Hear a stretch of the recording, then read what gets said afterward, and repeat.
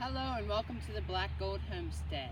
On today's episode I have a short quick video for you, and I just wanted you to mainly get a look of our peach trees here.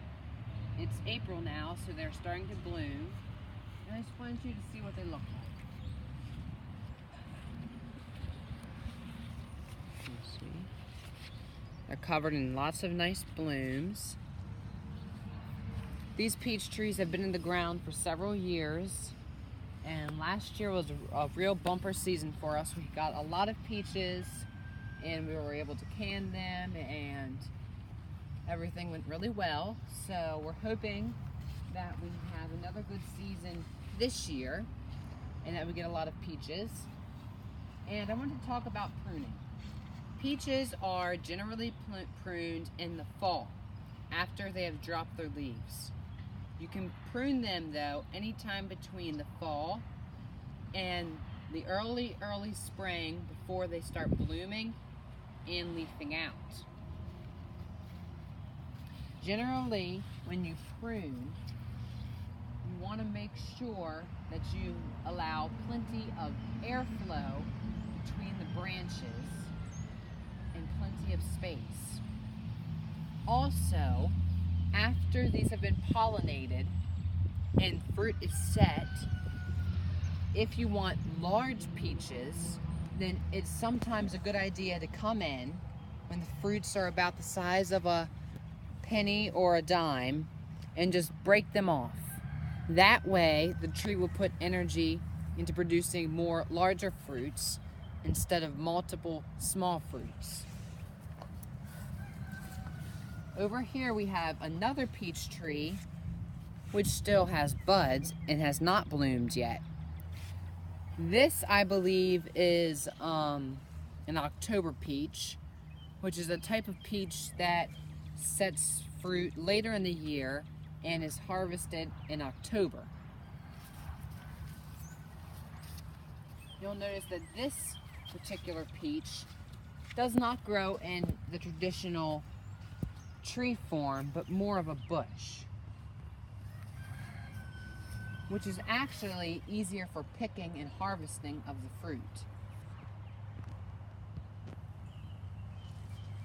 Now we're going to walk down to one of our flower beds where we planted zinnias last year, and I'm going to talk about the Sempivernums, or hens and chicks, that are planted in the front of the wall.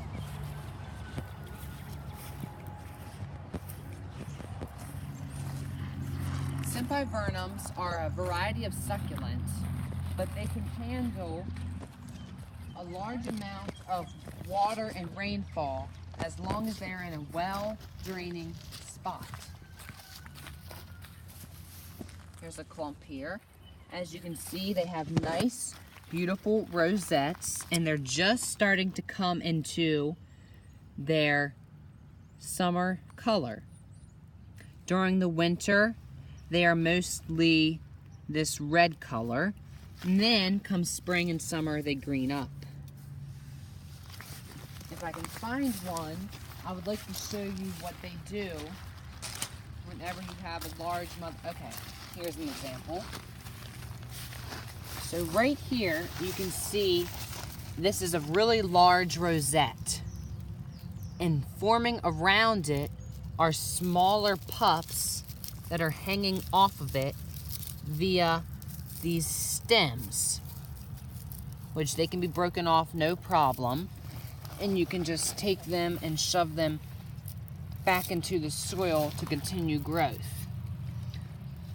This large rosette, come midsummer, will most likely start stretching out and forming a flower stalk like this.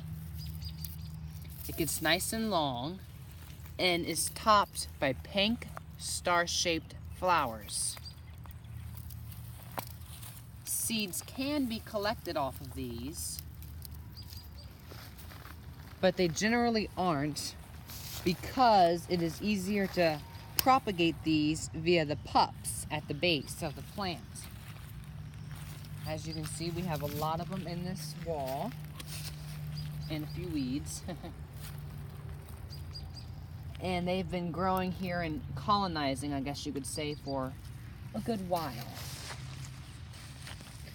Now, this is another variety I would like to talk about, which is still in its winter foliage color. This particular variety is Blue Boy. Its summer color is an icy blue, and in the winter, as you can see, it turns red like this. Sempivernums are a great choice for a gardener with a rock wall like this to fill in the cracks and to take up space. And they look nice to look at. Thanks and have a good day.